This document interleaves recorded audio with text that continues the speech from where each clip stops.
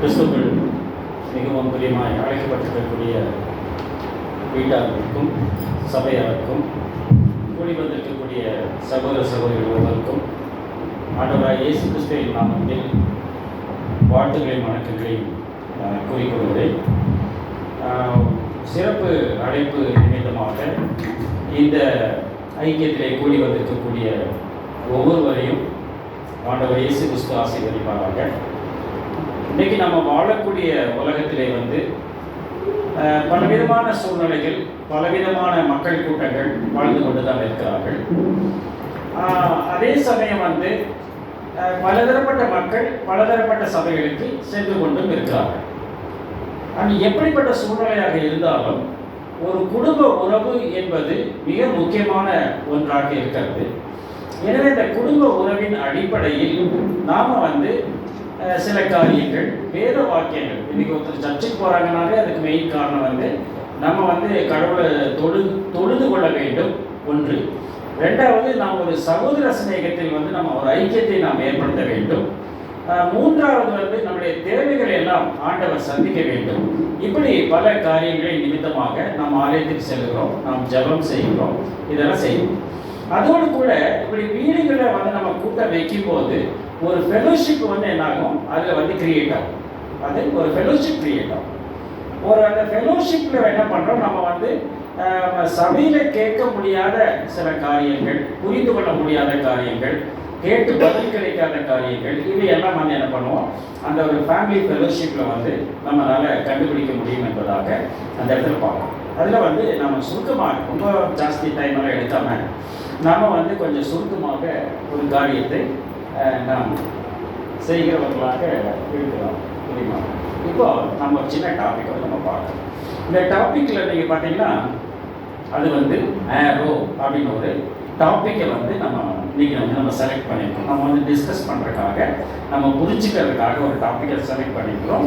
அந்த டாப்பிக்கோட தலைப்பு என்ன தலைப்பு? அம்பு. அம்பு அன்பு. நீங்கள் சொல்லும்போது எனக்கு அன்புன்னு காது கேட்டுச்சு. எப்படினாலும் சொல்லலாம். இங்கே அம்பு அப்படின்னு போட்டுக்கிறது அது வரவே மாட்டேங்குது. அன்பு தான் வருது இல்லை, அதுதான் ஆமாம். அம்புக்கு காரணம் அன்பு அப்படின்னு பார்ப்போம். ஆரோ அப்படின்னு பார்ப்போம். அப்படின்னா ஒரு ஆரோ என்று அழைக்கப்படுகிறது ஒரு அம்பு என்பது பார்த்தீங்கன்னா வரமாட்டேங்குது. ஒரு அம்பு என்பது, ஒரு ஆரோங்கிறது எதுக்கு பயன்படுத்தப்படுகிறது அப்படின்னு நம்ம பார்க்கணும். அப்போ இது நம்ம பார்த்தோம்னா இந்த அம்பு ஒரு வழிகாட்டியாக அமைகிறது. நல்ல இடத்துக்கு போகிறதுக்கெல்லாம் வழிகாட்டி இல்லையா? இப்போ கூகுள் மேப் வந்துருச்சு. அப்போ தான் ஒரு வழிகாட்டி தானே, அது நமக்கு வழி தான் காட்டும். அப்போ இந்த கூகுள் மேப் இல்லாத காலத்தில் நம்ம டைரக்ஷன் போடணும். அப்படியும் நம்ம கூகுள் மேப் காட்டினாலுமே அந்த டைரக்ஷன் கரெக்டாக இருக்கான்னு என்ன பண்ணுவோம், அந்த டைரக்ஷன் போர்டையும் நம்ம வாட்ச் பண்ணுவோம். இன்னொன்று கூகுள் மேப்புக்கு எந்த இடத்துல, எந்த ரோட்டில் பள்ளம் வெட்டி போட்டிருப்பாங்க, எந்த ரோட்டில் ஊர்வலம் வருது அப்படிங்கிறதெல்லாம் கொஞ்சம் கன்ஃபியூஸ் ஆகிடுச்சுன்னு வையுங்க. டிராஃபிக் காட்டுது, ஆனால் கொஞ்சம் கன்ஃபியூஸ் ஆகிடுச்சுன்னா, ஏன்னா நான் இந்த மாதிரி அனுபவப்பட்டுக்கிறேன். காரில் தான் போயிட்டுருக்குறோம், அந்த கூகுள் மேப் போட்டு போகிறோம், அது போக போக ரோடு சுருங்கிட்டே போகுது, சின்னதாகிட்டே போகுது. போனால் போய் டெட் எண்டு, காரை திரும்ப கூட முடியல. அங்கே போனால் ஒரு பள்ளம், என்ன பண்ணுறது புரியுங்களா? அப்படின்னா அது வழிகாட்டியாக அமைகிறது அப்படின்னு பார்க்கணும். வழிகாட்டி அப்படின்னு என்ன பண்ணுறேன்னு சொல்கிறேன். அப்போது இது தூரமாக போகிறதுக்காக இந்த கிச்சன், இவன் இந்த இடத்துல கிச்சன் இருக்குது அப்படின்னு காட்டுது. அப்போது ஒரு ஹெல்ப், ஒரு சர்வீஸ், ஒரு அசிஸ்டன்ஸ், ஒரு சப்போர்ட் இருந்தது, ஒரு கைடன்ஸ், ஒரு அட்வைஸ், இப்படி நல்ல காரியங்களை காட்டுவதற்கு இந்த ஆரோ காணப்படுகிறது. இந்த இடத்துல சாராயம் விற்பாங்க, இந்த இடத்துல கஞ்சா விற்பாங்க அப்படின்னு ஆரோ காட்டுமா? அதெல்லாம் காட்டாது. தவறான இடத்துக்கு ஆரோ காட்டாது. அப்போ ஆரோ காட்டுறதுக்கு போது அது நல்ல இடமாகத்தான் இருக்கும் என்பதாக பார்க்கணும். அப்புறம் கடைசியாக நம்ம இறுதியில் நம்ம என்ன பார்க்கணும்னு பார்த்தோம்னா, இந்த ஆரோலாம் எங்கே காட்டுது, எதுக்கு, நம்மளுடைய டார்கெட் என்ன, நம்மளுடைய ரீச் என்ன அப்படின்னு கேட்டோம்னா அது எங்கே போகுது? ஹெவன் நெக்ஸ்ட் எக்ஸிட் அப்படின்னு கொடுக்குறாங்க. அடுத்தது நீங்கள் தான் ரோட் டு ஹெவன். இங்கே கீழே போகுது பாதை, கீழே போனால் என்னது, அவ்வளோதான், முடிஞ்சிச்சு. நம்முடைய சிந்தை எப்படி இருக்க வேண்டும்? மேலோக சிந்தையாக இருக்க வேண்டும் இல்லையா? அதான் இயேசு கிறிஸ்து பவுலடியார் சொல்லும்போது மேலானவைகளை தேடுங்கள் அப்படிங்கிறார். பூமியில் உள்ளவைகள் அல்ல, கிறிஸ்து தேவனுடைய வலது பாசத்தில் வீற்றிருக்கக்கூடிய மேலானவைகளை தேடுங்கள் அப்படின்னா நம்மளுடைய டார்கெட் வந்து அப்படிதான். இப்போ காக்கா தண்ணி குடிக்க பார்த்துருக்கீங்களா? காக்கா தண்ணி குடிக்கும். தண்ணி குடிச்சோன்னா எங்கே பார்த்து ஏன் மேலே பார்க்கல நம்ம தண்ணி உள்ளே போகாத, அது சைக்கிள் மாதிரி உறிஞ்சோன்னு உள்ளே தான் போக போகுது. அது ஏன் மேலே பார்க்குது? கூப்பிடுகிற காட்டிக்கு நான் இறங்குகிறேன் அப்படின்னு சொல்கிறேன் பைபிளில் சொல்லு இல்லையா? யாரோ ஒருத்தர் பசியாக இருந்தாரு, உலகம் பூரா பஞ்சம் ஆயிடுச்சு. அப்போ ஏதோ கொண்டு போய் அவருக்கு சாப்பாடு கொடுத்துட்டேன். காக்கா யாருக்கு? எலியா. எதுக்கு அவங்களுக்கு பைபிள் நாலேஜ் இருக்கான்னு டெஸ்ட் பண்ணக்காதான் கேட்குறாரு. அப்போ எலியாவுக்கு அது காகம் தான் போஷித்தது என்பதாக பார்க்கணும் இல்லையா? அப்போ வந்து அது டார்கெட் வந்து மேலே காட்டு என்பதாக பார்க்கணும். இதுதான் ஏரோ மார்க் அப்படின்னு பார்க்கணும். ரெண்டாவது, இந்த ஏரோ எதுக்கு பயன்படுது அப்படின்னு வந்து அந்த இடத்துல சொல்கிறேன். இது வந்து ஒரு வெப்பன் அப்படின்னு. ஏரோங்கிறது என்னது? இன்னைக்கு வந்து மிசைல் அப்படிங்கிறாங்க இல்லையா? நிறைய டார்கெட் தூரத்தில், அதாவது பக்கத்தில் இருக்கவங்க கூட சண்டை போடுறதுக்கு வந்து கத்தி பட்டயம், அது பக்கத்தில் இருக்கவங்க கூட சண்டை போடுறது அவ்வளோதான். தூரத்தில் இருக்கவங்க கூட சண்டை. இன்னைக்கு வந்து பக்கத்தில் சண்டையே போடுறதில்லை. பக்கத்தில் சண்டை போடுறது வாய் சண்டை, அது பக்கத்தில் ஒரு சண்டை இல்லையா? சொல்லுவாங்க இல்லையா? அதாவது தீயினால் சுட்டமும் உள்ளாரும் ஆறாதே நாவினால் சுட்டும். நாவும் சுடும், நாவும் பட்டயம், நாவுக்கு அதிகாரம் உண்டு. குழந்தைங்க டேய் நீங்க வைங்க, வைத்தியமா வைத்துக்கா.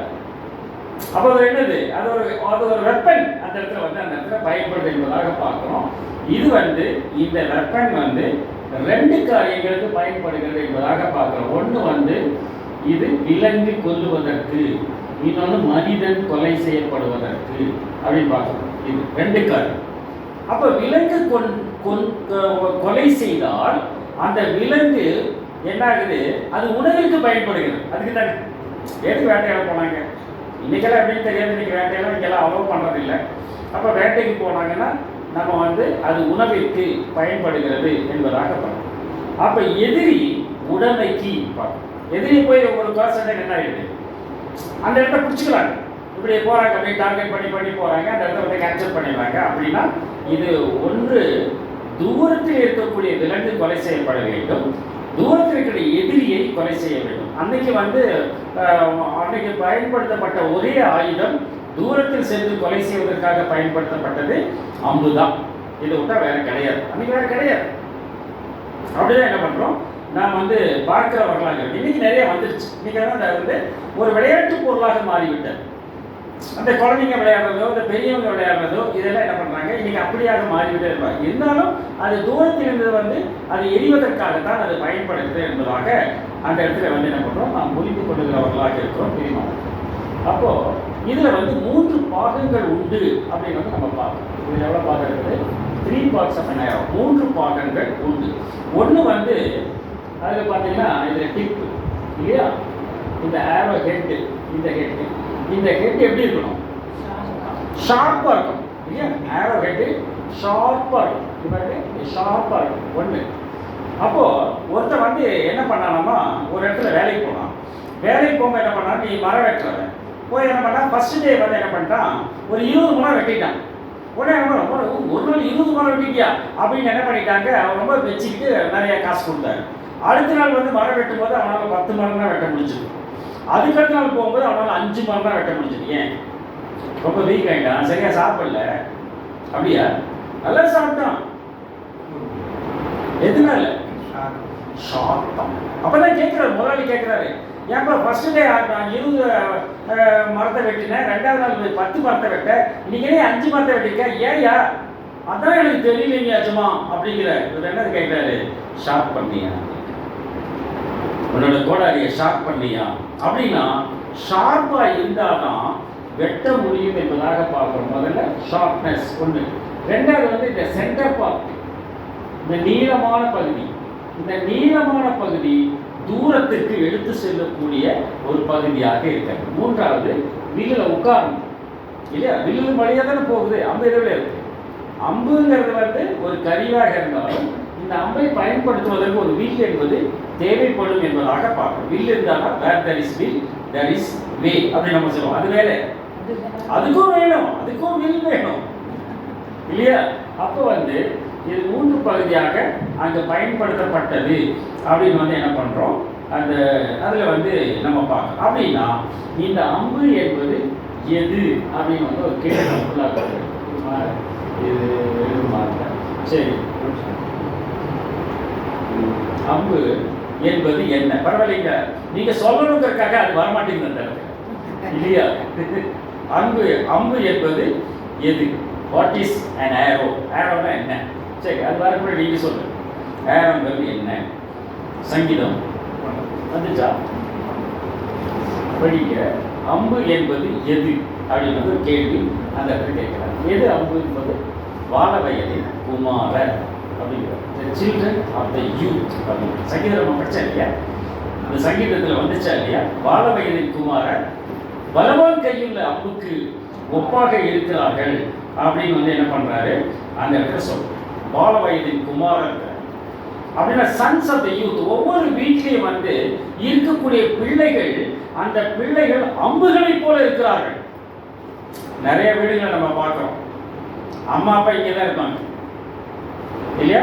அவங்க நேட்டிவ் பிளேஸ்ல இருப்பாங்க, பிள்ளைங்க எங்க இருப்பாங்க? ஃபாரின், தூரமா போயிடுறாங்க, தூரம், தொலை தூரம் இல்லையா? எதுக்கு போறாங்க? உடமைக்காக போகிறார்கள் இல்லையா? அவங்க சம்பாதிக்கணும், அதுக்காக போறாங்க.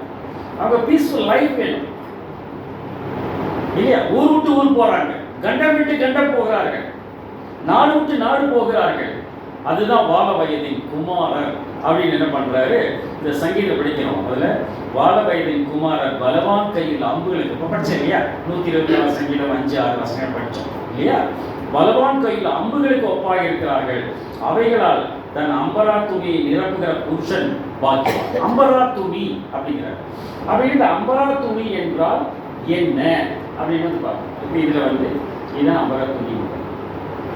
Like arrows or in the hands of a warrior, the sons born is once youth அப்படின்னா இதை அந்த இருக்கிறோம். அப்போ இந்த பலவான் கையில் இந்த அம்பு இருக்கிறது அப்படின்னு சொல்றாங்க. அப்போ அம்பரா துணிங்கிற இதுதான் இந்த அம்பரா துணி என்று அழைக்கப்படுகிறது எங்கே இருக்கிறது? பலவான் கையில் அம்புன்னு சொல்லிட்டாரு. அப்போ பலவான் இருக்கிறார். அந்த பலவான் கிட்ட அம்பு இருக்குன்னா எங்கே இருக்கும்? வயிற்றுல இருக்குமா, தலைமையில இருக்குமா, கால் பகுதியில் இருக்குமா, இல்லை இப்போ வந்து ரிவால்வர்ஸ் எல்லாம் சொல்லிக்கிறாங்க இல்லையா இல்லையா? அந்த வேஸ்ட்ல சொல்லிக்கிறாங்க இல்லையா? அங்க வச்சுக்குவாங்களா? எங்க வச்சுக்குவாங்க? பின்பக்கம் வச்சுக்குவாங்க. அம்புகள் எங்கே இருக்க வேண்டும்?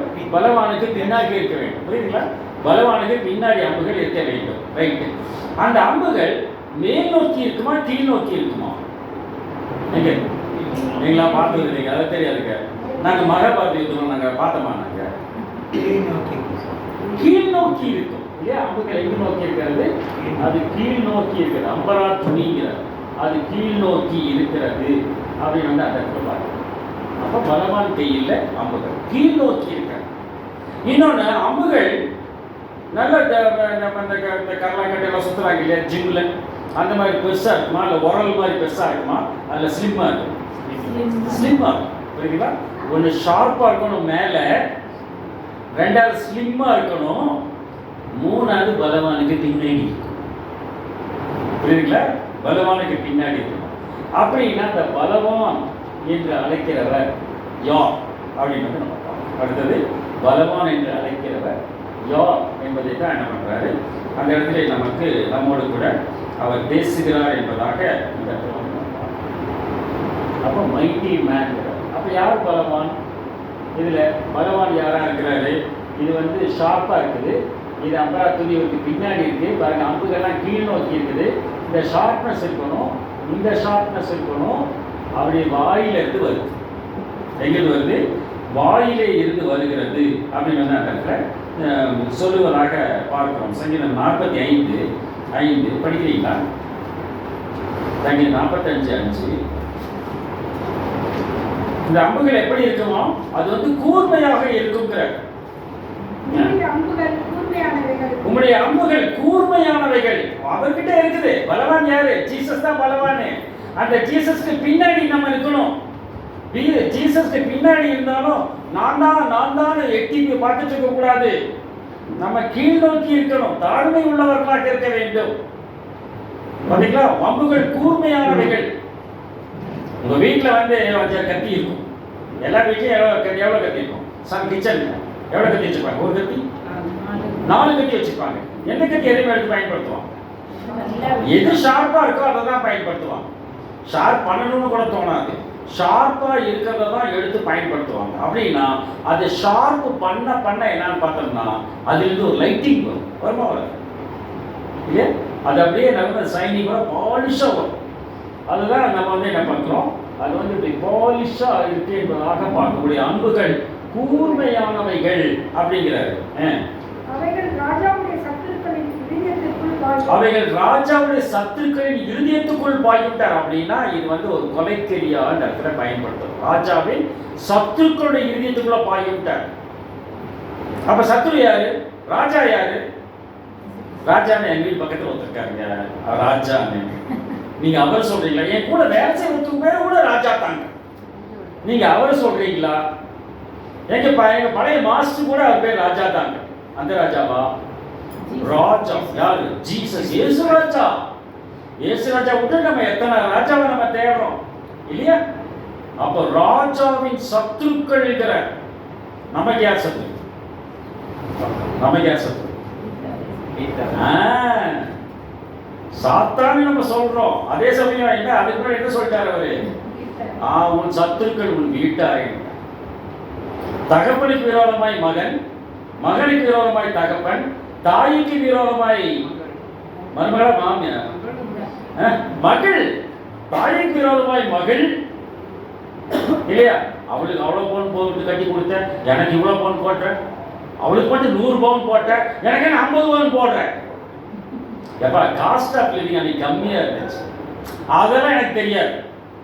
நீ அவளுக்கு போட்ட மாதிரி எனக்கு போடுறோம். யார் சண்டை போடுறான்? அம்மா கிட்ட மகள் தான் சண்டை. நான் சம்பாதிச்சு குடிச்சதுல இல்லையா? இப்போ எல்லாமே வேலைக்கு போறாங்க, வேலைக்கு போற போட தான் தேடுறாங்க.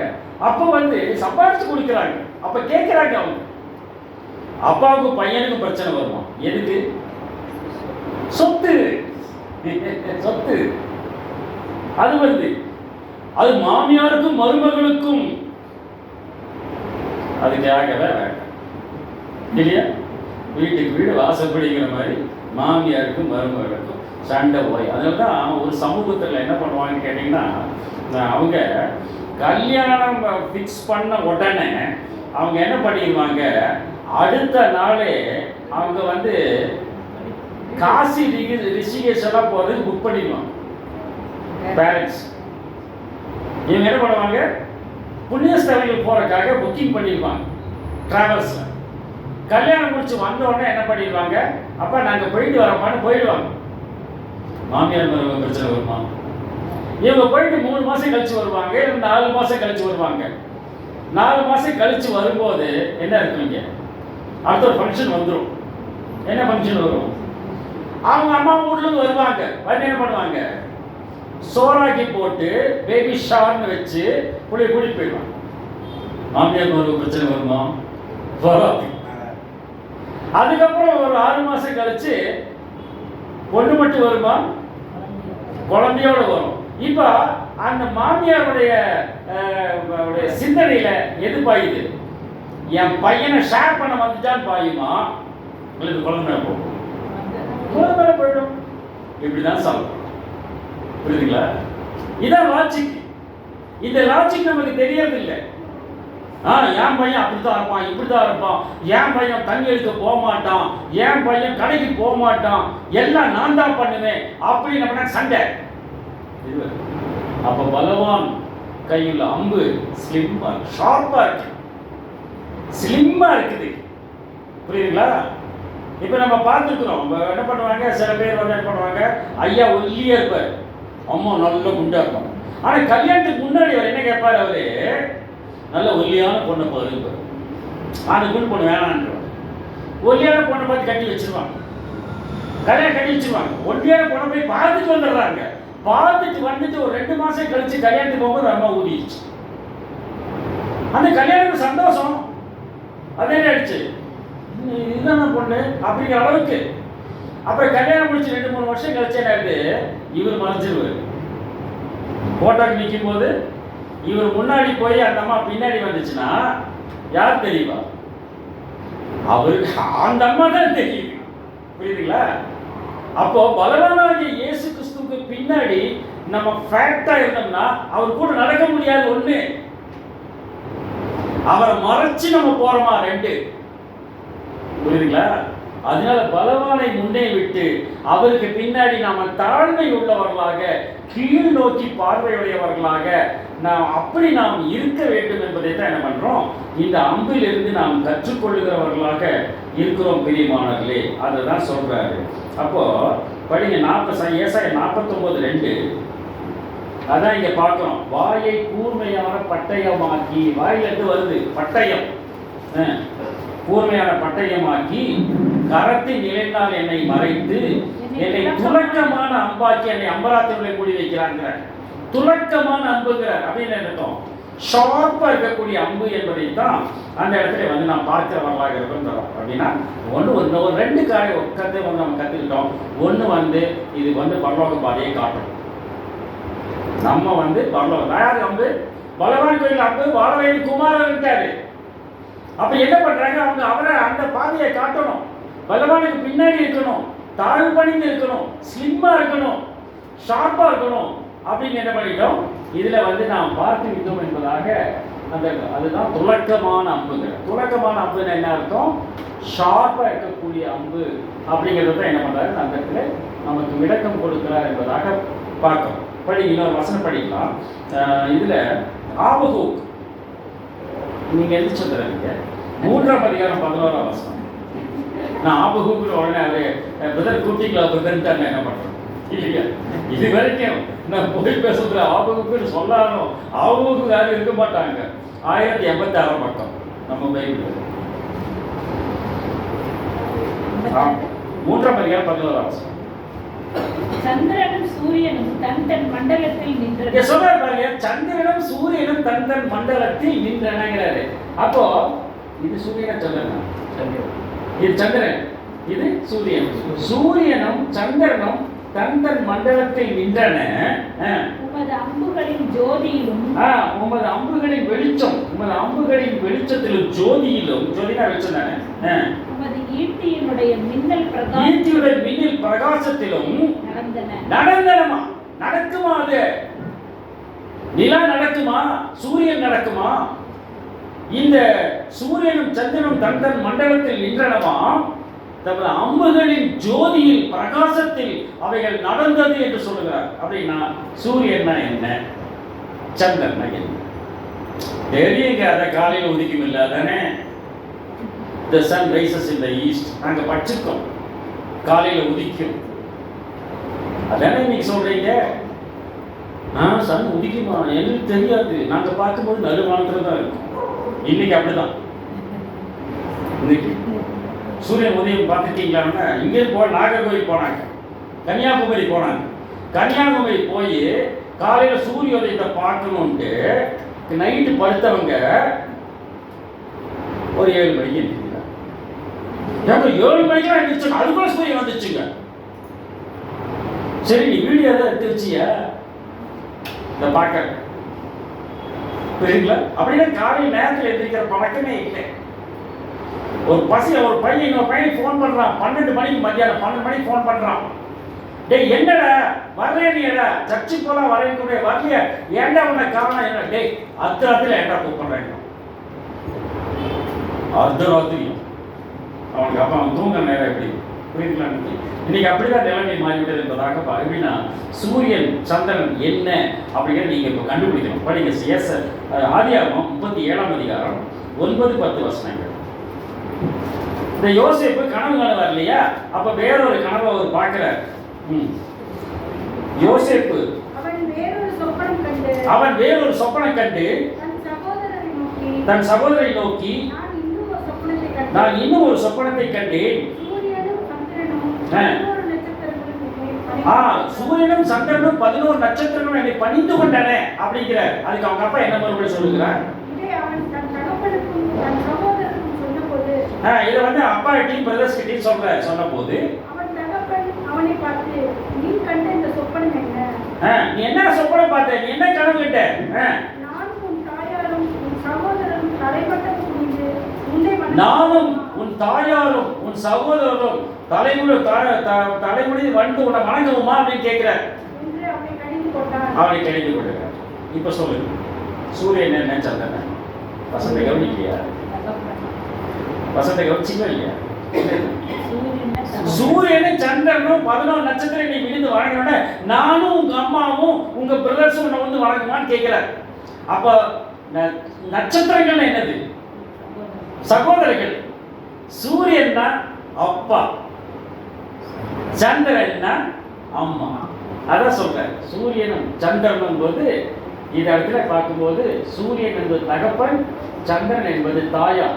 the sun, the father, the moon, the mother. இதுதான் சூரியன் சந்திரன். அப்படின்னா சூரியன் என்று சொன்னால் தகப்பன், சந்திரன் என்று சொன்னால் தாயார். சந்த தாயாரும் தகப்பனாரும் தந்தன் மண்டலத்தில் நிற்கிறார்கள். இன்னைக்கு அவங்க பூர்வீக வீட்டில் தான் இருக்காங்க. யார் அவங்களுக்கு உதவி செய்கிறார்? பேரண்ட்ஸ்க்கு யார் உதவி செய்கிறார்? அது யார்? ஹோம் நர்ஸ்ன்னு சொல்லுவாங்களே அப்படின்னு சொல்றாங்க. பேரண்ட்ஸ் யார் உதவி செய்கிறார்கள் அப்படின்னு கேட்டா, நாங்கெல்லாம் இருக்கோம் பிரதர், எங்களுக்கு உதவி செய்கிறதெல்லாம் வந்து அம்மா அப்பா வந்து வேற யாரோ கவனிச்சுட்டு. அப்படியா? இல்லை. அம்புகளின் ஜோதியிலும் மின்னல் பிரகாசத்திலும் நடந்தனங்கிற. என் பையன் லண்டன்ல இருக்கிறான், என் பையன் அந்த இடத்துல ஸ்பெயின்ல இருக்கான், என் மக இந்த மாதிரி ஆஸ்திரேலியா இருக்கிறான், எங்களுக்கு ஒரு பிரச்சனை இல்லை, டெய்லி நாங்கள் பார்த்து பேசிக்குவோம், எல்லாருக்கும் அங்கங்க செட்டில் ஆயிட்டாங்க, கூப்பிட்ட உடனே வந்துடுவாங்க, ஒன்றும் பிரச்சனை இல்லை. நீ அடுத்து வரப்போகுது, இப்போதான் ஃப்ளைட்ல வர்றாங்க, இனி என்ன பண்ணுவாங்க? அப்படியே சேட்டலைட்லயே என்ன பண்ணுவாங்க, அங்கேருந்து ஜன்மனி கீழே அனுப்புவாங்க, தலைக்கு வந்து. ஆமாம், இன்னைக்கு டிரான்ஸ்போர்ட் என்ன ஆகும், ரொம்ப அட்வான்ஸ்மெண்ட் ஆகும், நினைச்சது நடக்கும். இப்பெல்லாம் என்ன பண்றாங்க, ஹெலிகாப்டர் வந்து இறங்குறாங்க, அந்த வீட்டிலே மாடியிலே இறங்குறாங்க. அந்த அளவுக்கு என்ன ஆயிடுச்சு, அட்வான்ஸ்மெண்ட். அப்படின்னா சூரியன் சந்திரன் என்ற ஒரு தாயார் தகப்பனார். இந்த தாயாரும் தகப்பனாரையும் கவனிப்பது யார் என்று கேட்டால் அவருடைய பிள்ளைகள் என்பதாக. அம்புகளின் ஜோதிங்கிற ஒரு வீட்டில் ஒரு வீடு கட்டணும், அந்த வீட்டுக்காக அப்ரூவல் வாங்கணும், மண்டையை பிச்சுக்கிறாங்க வயசு அவங்க பேரண்ட்ஸ். உடனே வந்து கேட்குறாங்க பிள்ளைகள், என்ன என்ன என்ன பிரச்சனை அப்படின்னு கேட்குறாங்க.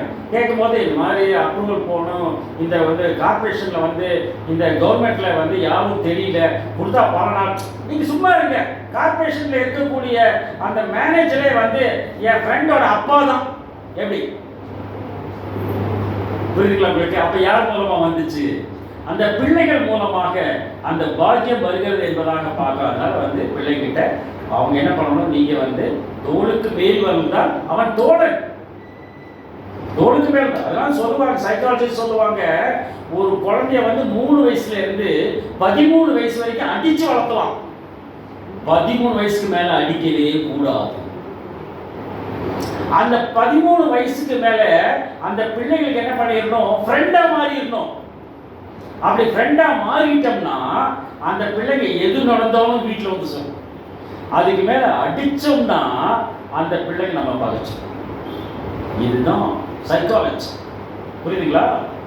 இதுதான் வந்து என்ன பண்றோம், ஒவ்வொரு குடும்பத்திலையும் வந்து நம்ம தவறான ஒரு அப்ரோச்ல வந்து நம்ம பண்ணக்கூடாது அப்படிங்கிறது தான் என்ன பண்றோம், இதுல வந்து நாம் கற்றுக்கொள்ளுகிறவர்களாக இருக்கிறோம் என்பதாக பார்க்கிறோம். அப்படின்னா இந்த அம்புகள் என்ன செய்கிறது அப்படின்னு வந்து சொல்ற பாருங்க, இன்னைக்கு படிங்க.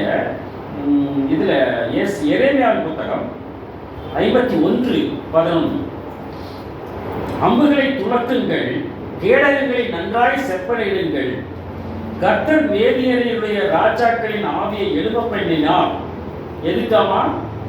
பாபிலோனை அழிக்க வேண்டும் என்பதே அவருடைய நினைவு.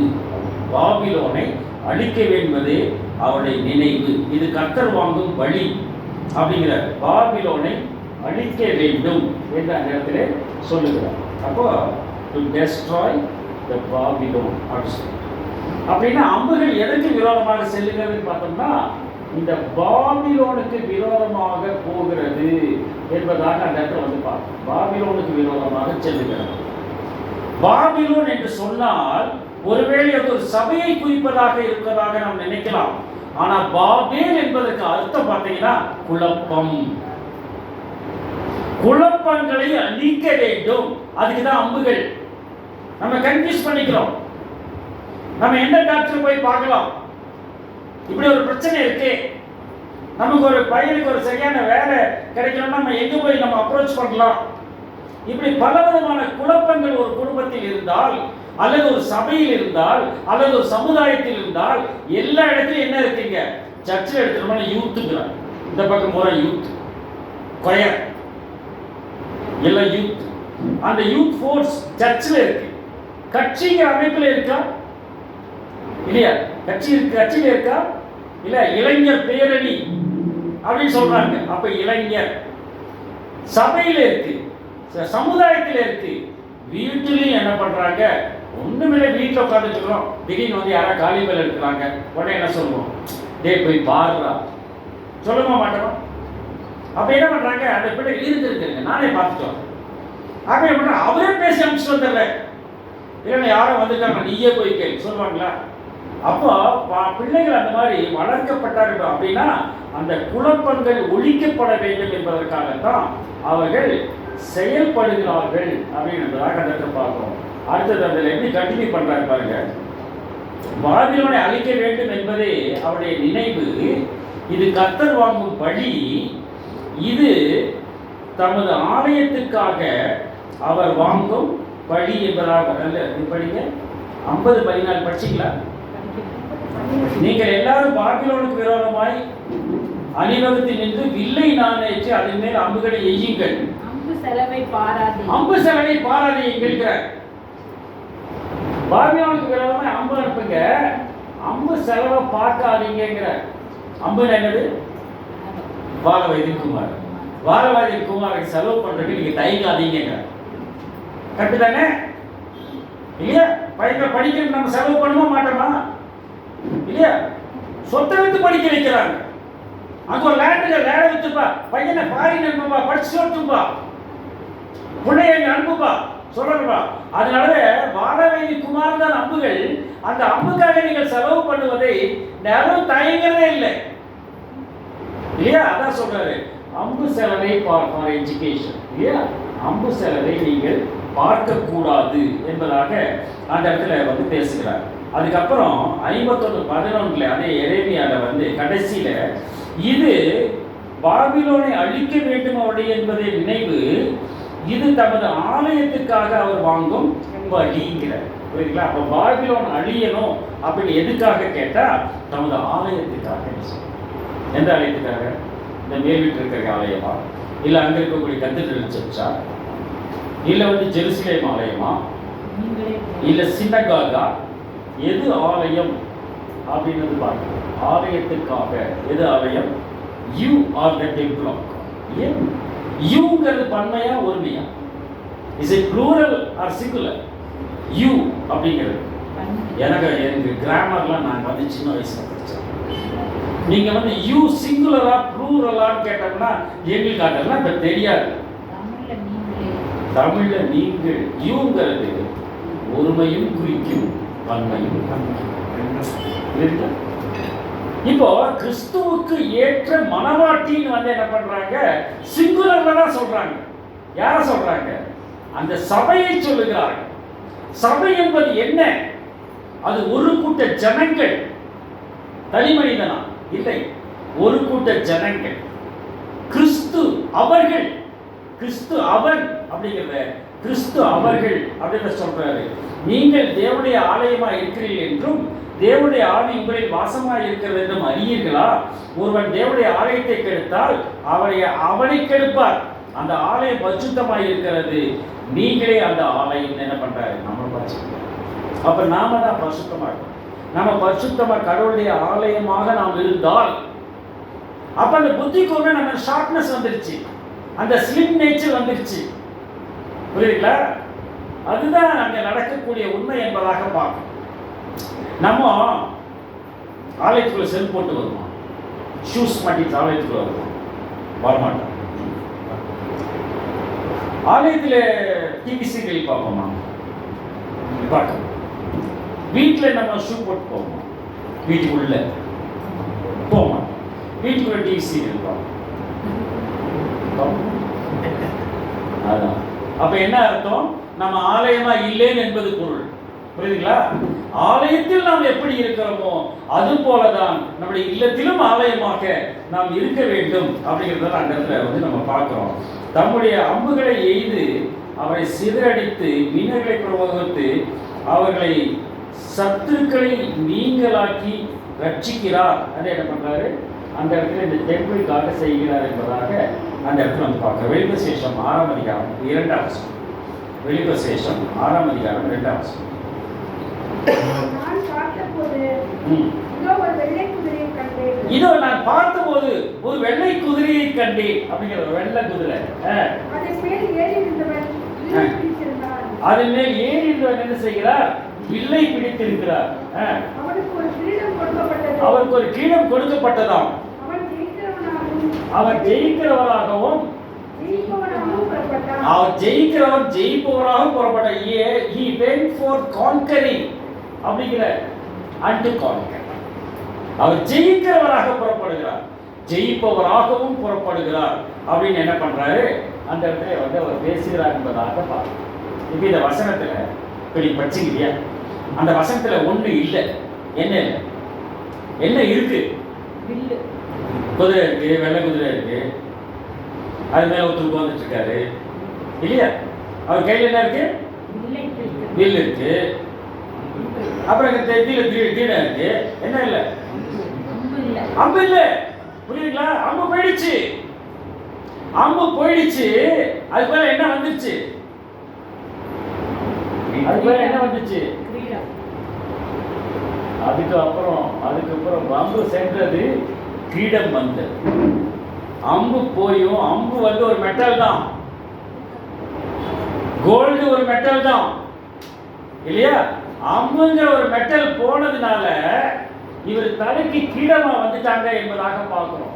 புத்தியுள்ள ஸ்திரீ தன் புருஷனுக்கு கிரீடமாக இருக்கிறார். அந்த புருஷன் யாரு? இயேசு கிறிஸ்து. இயேசு கிறிஸ்து என்ற புருஷனுக்கு நாம் புத்தியுள்ள ஸ்திரீகளாக நாம் இருக்கிறோமான்னு சொன்னா, நம்ம முதல்ல அம்பா நம்ம போய் காரியங்களை செய்தோம் என்று சொன்னால் அவர் தலைக்கு கிரீடமாக அலங்கரிக்கிறவர்களாக நாம் மாறுவோம் என்பதாக பார்க்கணும். அதான் அவருடைய வஸ்திரம் ரத்தத்தில் தோய்க்கப்பட்ட வஸ்திரத்தை தரித்திருந்தார். படிங்க, அதே 19ஆம் அதிகாரம் 13ஆம் வசனம். வெளிப்பசேஷம். ரத்தத்தில் தோய்க்கப்பட்ட வஸ்திரத்தை தரித்திருந்தார். ரத்தத்தில் தோய்க்கப்பட்ட வஸ்திரத்தை தரித்திருந்தார். அவருடைய நாமம் தேவனுடைய வார்த்தை. அவருடைய நாமம் தேவனுடைய வார்த்தை என்பது எங்கே பாருங்க? 16ஆம் வசனம். பின்பு பரலோகம் திறந்திருக்க கண்டேன். இப்ப பரலோகம் திறந்திருக்கான்னு கேட்டா நமக்கு சரியா தெரிய மாட்டேங்குது. அப்ப பரலோகம் திறந்திருக்கிறதை பார்க்கிறார். ஒரு வெள்ளை குதிரை காணப்பட்டது. இதோ ஒரு வெள்ளை குதிரை. அங்க பாத்தீங்களா? அதே வெள்ளை குதிரை தானே. 6:2 பார்த்தோம் இல்லையா? வெள்ளை குதிரை காணப்பட்டது. மேல் ஏறி இருந்தவர் உண்மையும் சத்தியமும். இவரு பேர் என்னமா? உண்மையும் சத்தியமும் உள்ளவராம். அவர் நீதியாய் நியாயம் தீர்த்து யுத்தம் பண்ணுகிறார். நீதியாய் நியாயம் தீர்த்து யுத்தம் பண்ணுகிறார். எதை கொண்டு யுத்தம் பண்ணுவார்? ஒரு அம்பை கொண்டு யுத்தம் பண்ணுவார். நம்மளை வச்சுதான் செய்வாரு. அவருடைய கண்கள் அக்கினி ஜுவாலையை போல் இருந்தன. அவருடைய சிரசின் மேல் அநேக கிரீடங்கள் இருந்தன. ஆமா, அவருடைய சிரசின் மீது அநேக கிரீடங்கள். பண்ணாச்சு கேட்டீங்க, ஒரு கிரீடம் போய் நிறைய வந்துருச்சு. புரியுதுங்களா? அப்படின்னா நம்ம எல்லாம் பல சபைப்பட்டவர்களா இருக்கலாம், எங்கேயோ சென்று கொண்டவர்களா இருக்கலாம். ஆனால் எல்லாரும் யாரை கான்சென்ட்ரேட் பண்ணணும்? உலகமே ஜீசஸ் தான் இங்க கான்சென்ட்ரேட் பண்ணுது இல்லையா? உலகமே ஜீசஸ் தான் கான்சென்ட்ரேட் பண்ணுது. எந்த ஒரு மனிதன் ஆகட்டும் கிறிஸ்துவை வெறுப்பவர் என்பவர் இல்லை என்பதாக தான் பார்க்கணும். மனசார ஒருவேளை திட்டங்களா கூட இருக்கலாம். ஏதோ சீப் எடுத்துட்டு இயேசு சீவிக்கிறான்னு சொல்லலாம். இன்னொருத்தர் என்ன பண்ணார்? ஒருத்தர் என்ன பண்ணிட்டாரு? கிண்டல் பண்ணும்போது ஜேசுதாஸ் ஒருத்தர் அங்கே டீ வித்துட்டு இருந்தார். அப்ப என்ன இயேசு ஜீவிக்கிறார். இதெல்லாம் குற்றப்படுத்தக்கூடியது. ஆனால் இதெல்லாம் குற்றமாக வருமான்னு கேட்டோம்னா என்ன அறியாமல் செய்யும். இவர்கள் அறியாமல் செய்கிறவர்களை மன்னியுங்கள் தான் ஜீசஸ் சொன்னார்.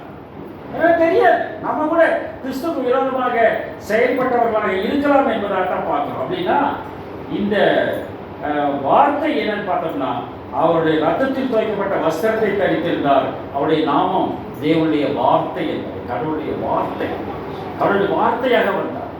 அவர் ரத்தம் சிந்தி மரித்ததினால் அந்த செந்தூர வஸ்திரம், அந்த ரத்தத்தில் துவைக்கப்பட்ட வஸ்திரம் அங்கு காணப்படுகிறது.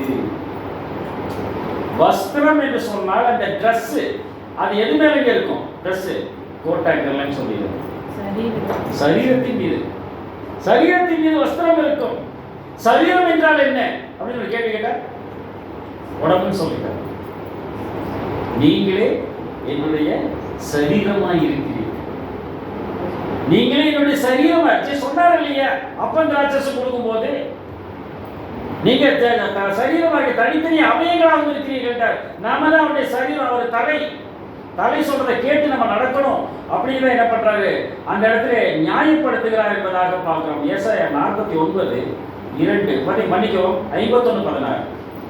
ஏசாயா 50. நான் வானத்தை நிலைப்படுத்தி பூமியை அஸ்திபாரப்படுத்தி சீயோனை நோக்கி நீ என் ஜனம் என்று சொல்வதற்காக நான் என் வார்த்தையை உன் வாயிலே அருளி என் கரத்தின் நிலைனால் உன்னை மறைக்கிறேன். அவருடைய வார்த்தையை கொடுக்கணும். அந்த வார்த்தையை கொடுத்து என்ன பண்ணுகிறார்? நம்மை நடத்துகிறார் என்பதாக வெளியில 1 யோவான் 2ஆம் அதிகாரம் 13-14 வசனங்கள். 1 யோவான் 2ஆம் அதிகாரம் 13-14 வசனங்கள். பிதாக்களே, ஆதி முதல் இருக்கிறவரை நீங்கள் அறிந்திருக்கிறதுனால் பிதாக்களை நீங்கள் ஆதி முதல் இருக்கிறவரை நீங்கள் அறிந்திருக்கிறபடியால் உங்களுக்கு எழுதுகிறேன். பிதாக்களை பத்தி பேசுறேன். ஆதி முதல் உங்களுக்கு எழுதுறேன். அப்புறம் வாலிபரே, பொல்லாங்கனை நீங்கள் ஜெயித்ததினால் உங்களுக்கு வாலிபரே, பொல்லாங்கனை நீங்கள் ஜெயித்ததினால் உங்களுக்கு எழுதுகிறேன். அப்புறம் பிள்ளைகளே, நீங்கள் பிதாவை அறிந்திருக்கிறதுனால் உங்களுக்கு எழுதுகிறேன். பிள்ளைகளை நீங்கள் பிதாவை அறிந்திருக்கிறதால் உங்களுக்கு எழுதுகிறேன். அப்ப பொல்லாங்கனை ஜெயிச்சது யாருங்க? பிதாக்களா பிள்ளைகளா? வாலிபர்கள். வாலிபர்கள் பொல்லாங்கனை ஜெயித்தார்கள் என்கிறார். அடுத்த வசனம் படி. பிதாக்களே, ஆதி முதல் இருக்கிறவரை நீங்கள் அறிந்திருக்கிறதுனால் உங்களுக்கு எழுதுகிறேன். எதுக்கு அதே வசனத்தை திருப்பி படிக்கிறீங்களா? இல்ல, அந்த வசனம் ரிப்பீட் ஆகுது இல்லையா? பிதாக்களே, நீங்க ஆதி முதல் அறிந்திருக்கிறவரை உங்களுக்கு எழுதுகிறேன். அப்புறம் வாலிபரே, நீங்கள் பலவான்களாய் வாலிபர்கள் பலவான்கள் அம்புகளாக பலவான்களாக இருப்பதினாலும் தேவ வசனம் உங்களில் நிலைத்திருக்கிறதுனாலும் நீங்கள் பொல்லாங்கனை ஜெயித்ததினாலும் உங்களுக்கு எழுதுகிறேன். நீங்கள் பொல்லாங்கனை ஜெயித்ததினால் உங்களுக்கு முதல் வசனத்தை அப்படியே ரிப்பீட் பண்றாரு. ஆனா எதை சேர்த்துட்ட இந்த இடத்துல? வாலிபரே, நீங்கள் பலவான்களாக இருப்பதினாலும் பொல்லாங்கனை ஜெயித்ததினாலும் எழுதுகிறேன். நடுவில் என்னத்தை கொண்டு வந்துட்டாரு? பலவானா? தேவ வசனம் உங்களுக்கு நிலைத்திருப்பதினாலும். அதுதான் முக்கியம். பொல்லாங்கனை எப்படி ஜெயிக்கணும்னு கேட்டீங்கன்னா தேவ வசனம், வேர்ட் ஆஃப் காட். தேவ வசனம் ஆவியின் பட்டயம் படிக்கிறோம். பொல்லாங்கனை ஜெயிப்பதற்கு வார்த்தை வேண்டும். இயேசு கிறிஸ்து அந்த இவரு சோதனைக்காரனோடு போராடினார். ஞானஸ்நானம் பெற்று கரையேறின உடனே அந்த சோதனைக்காரன் வந்துட்டான் டெஸ்ட் பண்றேன். எதை வச்சு ஜெயிச்சார் அவரை? இல்லையா? இந்த கல்லுகள் அப்பங்கள் ஆகும்படி சொல்லுங்கிறான். அதுக்கு என்ன சொன்னாரு? மனுஷன் அப்பத்தினால் மாத்திரமல்ல, man shall not live by bread alone but by every word of God. கடவுளுடைய வார்த்தையினால் என்று எழுதி இருக்கிறது. என்ன சொல்றாரு அவர்? வசனம் இல்லையா? தாள குதி உடைய கைகளை தூக்கி போவான் இருக்குது அப்படின்னு சொன்ன என்ன சொல்றாரு? உன் தேவனாகிய கர்த்தரை பரீட்சை பாராதிருப்பாயாக என்று எழுதி இருக்கிறது. அப்படின்னா இயேசு கிறிஸ்து அந்த இடத்துல சாத்தான் என்று அழைக்கப்படுகிற அந்த சோதனைக்காரனோடு போராடும் போது வசனத்தை தான் பயன்படுத்தினார், வேற எதையும் பயன்படுத்தினார் இல்லையா? அப்ப அதே மாதிரி வாலிபரை நீங்கள் பலவான்களாய் இருப்பதினாலும் பொல்லாங்கனை நீங்கள் ஜெயித்ததினாலும் உங்களுக்கு எழுதுகிறேன் சொல்றதுக்கு முன்னாடி தேவ வசனம் உங்களில் நிலைத்திருக்கும். அதுதான் ஷார்ப்னஸ். இந்த பையன் சூப்பரா படிக்கிறான் அப்படின்னு எப்படி தெரியும்? இந்த ஷார்ப்னஸ். நீங்க பேப்பர்ல எல்லாம் நியூஸ்ல எல்லாம் நீங்க பார்த்துருப்பீங்க, ஸ்கூல் டாப்பர்ஸ் அப்படின்னு போடுவாங்க. அந்த பசங்க மூஞ்சியெல்லாம் பார்த்துருக்கீங்களா? பசங்க பிள்ளைங்க மூஞ்சியெல்லாம் இவன் திருடா, அவன் கொள்ளை அடிச்சான், அவன் மூஞ்சி போடுவாங்க. அது பார்த்துருக்கீங்களா? பார்த்துருக்கீங்களா? இந்த திருநா கொள்ளக்காரன் மூஞ்சியெல்லாம் பார்த்தீங்கன்னா அப்படியே கருவழிஞ்சிருக்கும். ஸ்கூல் டாப்பர்ஸ், யூனிவர்சிட்டி ரேங்க் அப்படிங்கிற முகமெல்லாம் எப்படி இருக்குது? அந்த பிரைட்னஸ் இருக்கு. அந்த பிரைட்னஸ் எப்படி வந்துச்சு? பிரெயின் பவர்ல வந்தது. அந்த பிரெயின் பவர் எப்படி வந்துச்சு? அவங்க கத்திய தீட்டாத புத்திய. இந்த ஷார்ப்னஸ் புரியுதுங்களா? அந்த ஷார்ப்னஸ் வேணா தேவ வசனம் நம்மள நிலைச்சிருக்கணும். புரியுதுங்களா? அதான் சொல்றாரு. நாங்கள் கோயம்புத்தூர்ல ஒரு மீட்டிங், நம்ம ஒரு ரிட்ரீட் அரேஞ்ச் பண்ணோம். அந்த ரிட்ரீட்ல வந்து அரேஞ்ச் பண்ணும்போது அந்த நோட்டீஸ் வந்து ஒருத்தருடைய ஃபார்ம் ஹவுஸில் நாங்கள் அரேஞ்ச் பண்ணோம். அப்போ அவங்க வந்து கேத்தலிக் பேக்ரவுண்ட்லேருந்து வர்றவங்க. அந்த நோட்டீஸை வந்து அவர் கையில் அந்த சர்ச்சில் கொண்டு போய் கேத்தலிக் சர்ச்சில் கொடுத்துட்டு வந்துட்டேன். அவர் வீட்டில் போய் வச்சுக்காரு. அவங்க பொண்ணு எடுத்து பார்க்குறா. யோனால இருந்து டெஸ்ட் அப்படின்னு அதில் இருக்குது. இந்த புள்ள யோசனை பண்ணுறா, அடுத்த நாள் ப்ராக்டிக்கல் எக்ஸாமு. ப்ராக்டிக்கல் எக்ஸாமுக்கு படிக்கிறதா இல்லை மறுநாள் வைக்கக்கூடிய யோனாவை படிக்கிறதா என்று ஒரு எண்ணம் அந்த பிள்ளைக்கு வந்துருச்சு. எதை படிச்சுக்கோ முதல்ல. அடுத்த நாள் ப்ராக்டிக்கல் டெஸ்ட், ஜுவாலஜி படிக்குது. ப்ராக்டிக்கல் டெஸ்ட் அடுத்த நாள் சாட்டர்டே. சண்டே வந்து ரிட்ரீட்டு, யோனா டெஸ்ட். எதை முதல்ல படிச்சுக்கோ. அந்த பொண்ணு ஒரு ஒரு ஒரு டிலமா ஒரு வந்துச்சு, என்ன பண்ணலான்னு. சரி, முதல்ல யோனா படிக்கும் அப்படின்னு யோனா படிச்சிச்சு. அடுத்தது ப்ராக்டிக்கல் பார்த்துச்சு. ப்ராக்டிக்கல் சனிக்கிழமை எழுதிட்டு வந்தாச்சு. இங்கே வந்தோன்னா ஃபர்ஸ்ட் அன்னைக்கு தான் வர்றாங்க. அவங்க அந்த மீட்டிங் அன்னைக்கு தான் வர்றாங்க. அத்தனை பேருக்கு அனௌன்ஸ்மெண்ட் பண்ணி அந்த டெஸ்ட் வைக்கிறோம். அந்த பொண்ணு தான் ஃபர்ஸ்ட் மார்க். அப்போ நான் சொல்கிறேன், அம்மா நீ தான்மா ஃபர்ஸ்ட் மார்க்னோடனே அங்கிள் இது மாதிரி எனக்கு ஒரு போராட்டம் வந்துச்சு. நான் முதல்ல யோனாவுக்கு ப்ரிஃபரன்ஸ் கொடுத்து யோனாவை படித்தேன். அதுக்கப்புறம் நான் என்ன பண்ணேன், ப்ராக்டிக்கல் படித்தேன். அதுலேயும் ஃபர்ஸ்ட் மார்க், இதுலேயும் ஃபர்ஸ்ட் மார்க். புரிஞ்சுங்களா? அதுதான் என்ன சொல்றேன்னு பார்த்தோம்னா 1 யோவான் 4:4 பிள்ளைகளே, நீங்கள் தேவனால் உண்டாயிருந்து அவர்களை ஜெயித்திருக்கிறீர்கள், ஏனெனில் உலகத்தில் இருக்கிறவர்களிலும் உங்களில் இருக்கிறவர் பெரியவர். உலகத்தில் இருக்கிறவர்களும் நம்மில் இருக்கிறவர் பெரியவராக இருக்க வேண்டும் என்று சொன்னால் அவர் பெரியவருடைய சொல்லை கேட்டு, வார்த்தையை கேட்டு. இன்னைக்கு வந்து இப்படி ஒரு மீட்டிங் அரேஞ்ச் பண்ணியிருக்காங்கன்னா நீங்கள் எல்லாம் என்ன பண்ணியிருக்கீங்க, மீட்டிங்கை இன்வைட் பண்ணியிருக்காங்க இல்லையா? இன்வைட் பண்ணியிருக்காங்க. அப்போ இன்வைட் பண்ணால் என்ன பண்ணோம், அதில் ஒரு இன்ட்ரெஸ்ட் வேணும். விருந்துக்கு அழைத்தால் என்ன செய்யலாம், நான் வந்து இப்போதான் ஒரு வயல் வாங்கியிருக்கேன் போயிட்டாரு. நான் 5 மாடு கொண்டேன், நான் மாடு வாங்கியிருக்கேன், அதை பார்க்க போறேன், நான் தான் கல்யாணம் பண்ணியிருக்கேன். இப்படி சாக்கு போக்கு சொல்ல ஆரம்பித்தார்கள் இல்லையா? விருந்துக்கு அழைக்கப்பட்டார். அப்போ அது போல விருந்துக்கு அழைக்கப்படும் போது, இந்த ஆன்மீக விருந்துக்கு அழைக்கப்படும் போது நாம் என்ன செய்கிறோம், சிறப்பு தாழ்த்தி வந்து வார்த்தைகளை நாம் கேட்கிறோம். இப்படி அநேக வார்த்தைகள், தெளிவான வார்த்தைகள் நமக்கு வேண்டும் என்று சொன்னால் நம்ம என்ன பண்ணணும், வேதாகமத்தில் வாசிக்கிறது மட்டும். அதை என்ன பண்ணணும், நல்ல மனப்பாடம் பண்ணணும். மனப்பாடம் பண்ணினா பத்தாது, அதை தியானிக்க. தியானம் என்றால் என்னன்னு கேட்டிங்கன்னா, வாட் இஸ் மெடிடேஷன் கேட்டிங்கன்னா, அதை வந்து ஃப்ரீக்வெண்ட்டாக நீங்கள் சிந்திச்சுட்டு இருக்கணும். அவ்வளோதான், அது ஒன்றும் கிடையாது. அது மனசில் கொண்டு வந்துட்டே இருக்கு. அப்போ என்ன ஆகிடுது, ஆட்டோமேட்டிக்காக அது மனசு. உங்களுக்கு வந்து ஒரு சான்ஸ்கிரிட் தெரியாது, ஆனால் பக்கத்தில் வந்து உங்கள் வீட்டு பக்கத்தில் வந்து ஒரு டெம்பிள் இருக்குது. அந்த டெம்பிளில் சான்ஸ்கிரிட் சாங்ஸ் எல்லாம் காலையில் டெய்லி பாடும். உங்களுக்கு சான்ஸ்கிரிட் தெரியாது, அந்த பாட்டை நீங்கள் கவனிக்கவே மாட்டீங்க. ஆனால் அந்த பாட்டு உங்களுக்கு மனப்பாடம் ஆகுமா இல்லை?